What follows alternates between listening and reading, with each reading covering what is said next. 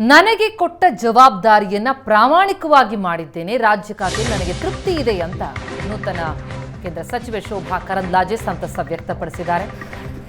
10 ವರ್ಷಗಳಿಂದ ಕೇಂದ್ರದ ನಾಯಕರು ನನ್ನ ನೋಡ್ತಾ ಇದ್ದಾರೆ. ಬೆಂಗಳೂರಿಗೆ ಹತ್ತಿರ ಇದ್ರೆ ಬೇರೆ ರಾಜ್ಯಕ್ಕೆ ಓಡಾಡೋದಕ್ಕೂ ಅನುಕೂಲ ಆಗುತ್ತೆ.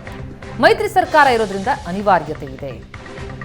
ಹೊಸದಾಗಿ ಕೇಂದ್ರ ಸಚಿವ ಸ್ಥಾನವನ್ನ ಪಡೆದಿರುವಂತ ಶೋಭಾ ಕರಂದ್ಲಾಜೆ ತಮ್ಮ ಖುಷಿಯನ್ನ ವ್ಯಕ್ತಪಡಿಸಿದ್ದಾರೆ. ಮತ್ತೊಮ್ಮೆ ಮೋದಿ ಸಂಪುಟಕ್ಕೆ ಸೇರ್ಪಡೆಯಾಗಿರುವ ಖುಷಿ ಹಂಚಿಕೊಂಡ್ರು. ಜೊತೆಗೆ ತನಗೆ ಕೊಟ್ಟ ಜವಾಬ್ದಾರಿಯನ್ನ ಪ್ರಾಮಾಣಿಕವಾಗಿ ಮಾಡಿದ್ದೇನೆ ಅಂತ ಈ ಹಿಂದೆ ಕೇಂದ್ರ ಸಚಿವೆಯಾಗಿ ತಾನು ನಿರ್ವಹಿಸಿದ ಕಾರ್ಯವನ್ನ ಸ್ಮರಿಸಿದ್ದಾರೆ ಶೋಭಾ ಕರಂದ್ಲಾಜೆ.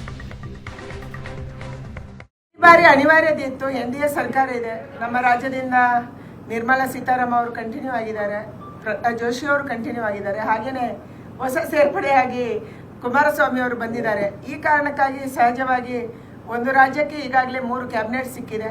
ಆದರೆ ಯಾವ ಜವಾಬ್ದಾರಿ ನನಗೆ ಸಿಕ್ಕಿದೆಯೋ ಅದರಲ್ಲೇ ನಾನು ಖುಷಿಯಾಗಿದ್ದೀನಿ ಮತ್ತು ಅದರಲ್ಲೇ ಕೆಲಸ ಮಾಡ್ತೀನಿ. 10 ವರ್ಷಗಳಲ್ಲಿ ನಮ್ಮ ಮುಖಂಡರು ನನ್ನನ್ನು ಗಮನಿಸ್ತಾ ಇದ್ದಾರೆ, ನೋಡ್ತಾ ಇದ್ದಾರೆ. ನನಗೆ ಯಾವ ಜವಾಬ್ದಾರಿ ಅದು ಪಕ್ಷದ ಜವಾಬ್ದಾರಿಯನ್ನು ಕೊಟ್ಟಿರ್ಬೋದು, ಚುನಾವಣೆ ಜವಾಬ್ದಾರಿ ಕೊಟ್ಟಿರ್ಬೋದು, ಅಥವಾ ಸರ್ಕಾರ ಜವಾಬ್ದಾರಿ ಕೊಟ್ಟಿರೋದು, ಅದರಲ್ಲಿ ಪ್ರಾಮಾಣಿಕವಾಗಿ ಕೆಲಸ ಮಾಡುವಂಥ ಹೆಚ್ಚು ಸಮಯವನ್ನು ಕೊಡುವಂಥ ಪ್ರಯತ್ನವನ್ನು ನಾನು ಮಾಡಿದ್ದೀನಿ. ಅದಕ್ಕಾಗಿ ನನ್ನನ್ನು ಮತ್ತೆ ಕನ್ಸಿಡರ್ ಮಾಡಿರ್ಬೋದು.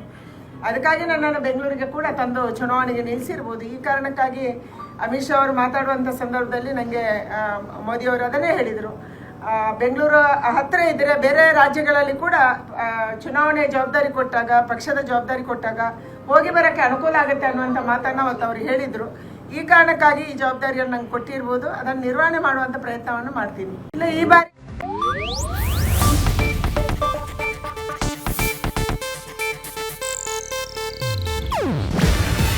ಇದು ಏಷ್ಯಾನೆಟ್ ನ್ಯೂಸ್ ನೆಟ್ವರ್ಕ್ ಪ್ರಸ್ತುತಿ.